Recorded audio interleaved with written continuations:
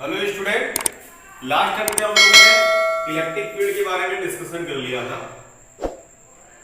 आज हमारा टॉपिक है उसी का अगला, intensity of electric field. I hope कि जो अपना पिछला लेक्चर है वो आप सबको क्लियर हो गया होगा। अगर नहीं क्लियर हुआ है, किसी ने नहीं देखा है, तो हमारे चैनल पे जाइए, उस वीडियो को देखिए, देखने के बाद जो प्रॉब्लम है उनसे शेयर करिए। चलिए कंटिन्यू।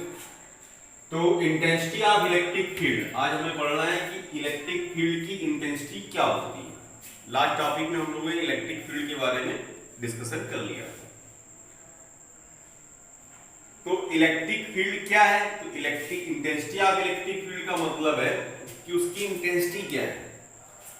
जैसे यहाँ पे हमारे पास ये की लोकेशन है, इस कमरे में कोई इलेक्ट्रिक फील्ड है नहीं है, कितनी तगड़ी है, तो इसको हम कैसे पहचान रहे थे? तो आपसे कहा था कि हम एक चार्ज ले जाएंगे, अगर चार्ज यहाँ पे रखेंगे, चार्ज पर फोर्स लगा तो यानी यहाँ इलेक्ट्रिक फील्ड है।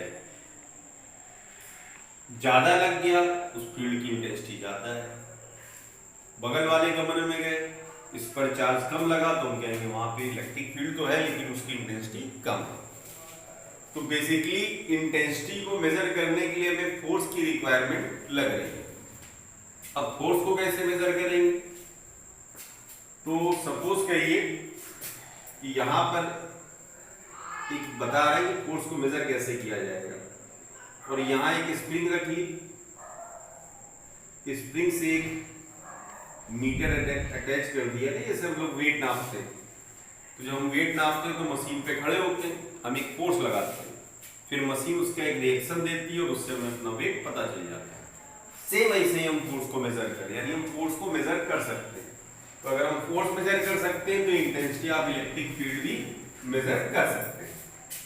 कैसे?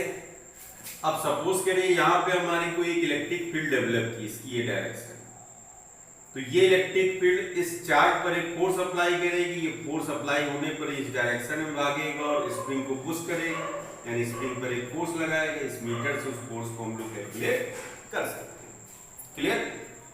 अब वो बात अलग है कि यहां पर अभी हमने चार्ज को चेंज नहीं कर, इलेक्ट्रिक फील्ड यहां रखा, इस पे फोर्स लगा, इसने स्प्रिंग पे लगाया, फोर्स की अपनी एक वैल्यू आ गई। फिर हमने एक दूसरी इलेक्ट्रिक फील्ड रखी, तो हमने यहां देखा कि इस पर एक बहुत तगड़ा फोर्स लगा, इसने और पुश किया, वैल्यू और मिल गई, यानी फोर्स की वैल्यू बढ़ गई। तो इस एक्सपेरिमेंट से ये पता चल रहा है कि इलेक्ट्रिक फील्ड चेंज करने पर फोर्स की वैल्यू चेंज हो रही है। क्लियर? दूसरी चीज ये है कि अब इलेक्ट्रिक फील्ड हम लोग चेंज ना करें, इस चार्ज को चेंज करें।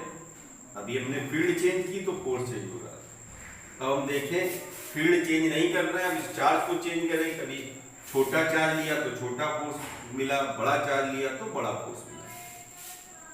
यानी जो फोर्स लग रहा है वो इस इलेक्ट्रिक फील्ड को चेंज करने पे भी चेंज हो रहा है, और अगर हम इलेक्ट्रिक फील्ड चेंज ना करें, चार्ज को चेंज करें तो भी चेंज हो रहा है। It means this force is proportional to E and also charge Q। यानी ये जो फोर्स लग रहा है इस चार्ज पर, ये दो फैक्टर पे डिपेंड कर रहा है। कौन कौन से? पहला कि अगर इलेक्ट्रिक फील्ड चेंज कर रहे हैं तो फोर्स चेंज हो रहा है, it means force is proportional to E। दूसरा, E ना चेंज करके हम चार्ज चेंज कर रहे हैं तो भी फोर्स चेंज हो रहा है, यानी F is proportional to Q। इन दोनों को अगर हम कंबाइन कर दें तो F इज प्रोपोर्शनल टू क्या आ जाएगा? QE। अब यहां से प्रोपोर्शनल कांस्टेंट K ले लें तो K इक्वल QE, तो E इक्वल किसके आ जाएगा? F अपॉन Q, साथ में K भी आ जाएगा। अब K की कैसे वैल्यू निकालें? अब हमने सपोज किया कि एक यूनिट चार्ज ले लिया, फोर्स भी हमारा 1 न्यूटन लगा, तो E भी कितना आ गया? 1, तो K कितना आ जाएगा? 1। यानी यूनिट चार्ज पर 1 न्यूटन फोर्स लग रहा है, यानी यूनिट इलेक्ट्रिक फील्ड पर हमने यूनिट चार्ज रखा तो उस पर फोर्स की वैल्यू कितनी लगी? 1। तो स्मॉलेस्ट फार्मूला आ गया E equal F upon Q। इस Q को हम लोग नाम देते हैं टेस्ट चार्ज। ये टेस्ट चार्ज क्यों दिया? क्योंकि यही चार्ज हमें पता लगा रहा है कि इसके सराउंडिंग यहाँ पे कोई इलेक्ट्रिक फील्ड है कि नहीं। अब ये चार्ज यहाँ पे सराउंडिंग कोई इलेक्ट्रिक फील्ड है कि नहीं, इस कमरे में है कि नहीं है, इसके लिए अभी मैंने बोला अभी चार्ज ले जाएंगे। अब उस चार्ज को रखेंगे तो इलेक्ट्रिक फील्ड उस पर एक फोर्स लगाएंगे, अगर फोर्स अप्लाई हो रहा है इट मींस यहाँ पे इलेक्ट्रिक फील्ड है। अब उसकी इंटेंसिटी क्या है, तो इंटेंसिटी के लिए यहाँ से हमने एक डेफिनेशन बना दी, intensity of electric field at a point या at a location is amount of force experienced per unit charge at that point। यानी अगर हम Q की वैल्यू 1 ले लें तो if Q equal 1 then E equal किसके आ जाएगा, F के। यहीं से डेफिनेशन बना दी हमने कि intensity of electric field at a point is amount of force experienced by unit charge या पर यूनिट चार्ज। ओके, तो What is electric field? How much electric field? यानी इलेक्ट्रिक फील्ड की डिफिनेशन लिखनी है तो ये डिफिनेशन लिख देंगे। अब हाउ मच कितनी इलेक्ट्रिक फील्ड है तो वो कैसे कैलकुलेट करेंगे, उसके लिए ये फार्मूला। क्लियर? तो यहाँ पे इंटेंसिटी ऑफ इलेक्ट्रिक फील्ड का मतलब ये है कि इंटेंसिटी को मेजर कौन कर रहा है, force. Intensity of electric field measured by the force, यहां लिख सकते हैं intensity of electric field is measured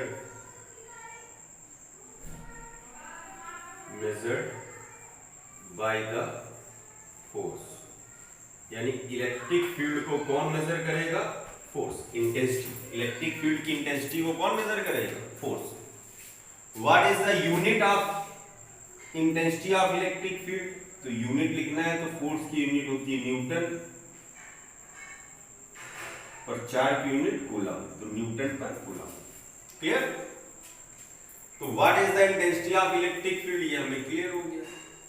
intensity of electric field क्या होती है, तो आपने बोला sir intensity of electric field measured by the force. अब वो फोर्स किन फैक्टर पे डिपेंड करता है, तो दो, एक इंटेंसिटी यानी इलेक्ट्रिक फील्ड पर। अच्छा, एक चीज और, कभी कभी क्या होता है ये जो वर्ड है इंटेंसिटी ऑफ इलेक्ट्रिक फील्ड ये बहुत बड़ा लगता है, तो इसको हम स्मॉल लिख सकते हैं इलेक्ट्रिक फील्ड। इसको हम क्या कह देते हैं, इलेक्ट्रिक फील्ड। तो force is proportional to electric field and charge, क्योंकि यहाँ पे अगर E बदल रहे हैं तो भी फोर्स की वैल्यू बदल रही है, चार्ज बदल रहे हैं तो भी फोर्स की वैल्यू बदल रही है। अब Q is the test charge. अब इस टेस्ट चार्ज की क्या प्रॉपर्टी होनी चाहिए, ये भी समझ लें। अब अगर हमने यहाँ पे टेस्ट चार्ज एक लार्ज अमाउंट में ले लिया, सपोज करिए हमने टेस्ट चार्ज ले लिया 10 कूलम का, और यहां पर हमने एक इलेक्ट्रिक फील्ड बनाई। इस इलेक्ट्रिक फील्ड की वजह से फोर्स जो लगना था वो 10 न्यूटन। कितना लगना था, 10 न्यूटन का। अब इस चार्ज ने क्या किया कि इस अपोजिट डायरेक्शन में 2 न्यूटन का फोर्स दे दिया। इस डायरेक्शन में 10 का लग रहा था, इस डायरेक्शन में 2 का, तो रीडिंग कितने की मिलेगी, 8 न्यूटन की। इट मींस हमारी रीडिंग क्या होगी, गलत। एक्चुअल में इलेक्ट्रिक फील्ड लगा कितना फोर्स रही है, 10, लेकिन अगर जो मेजर करेंगे तो कितना मिलेगा, 8 न्यूटन का। तो यही रीजन है कि टेस्ट चार्ज की वैल्यू कम से कम होनी चाहिए एट पॉसिबल, यानी जितना आपसे पॉसिबल हो। तो टेस्ट चार्ज की वैल्यू बहुत कम रखें, यानी माइक्रो कूलम में रखें। वो इसलिए रखें, टेस्ट चार्ज की वैल्यू इसलिए कम रखें कि अगर ज्यादा होगी तो हमारी रीडिंग सही नहीं होगी। इट मींस टेस्ट चार्ज जो हो अप्रॉक्सीमेट पिको कूलम या माइक्रो कूलम का होना चाहिए, तो हमारा एक्चुअल रीडिंग मिल जाए। तो चलिए बच्चों, आज हमारे पास ये टॉपिक क्लियर हो गया। What is the intensity of electric field, this is definition. How can measure by the intensity of electric field, the intensity of electric field is measured by the force. Okay, thank you. अगर आपको इसमें कोई problem हो तो आप हमें comment box में जाके अपनी प्रॉब्लम शेयर कर सकते हैं। Okay, thank you.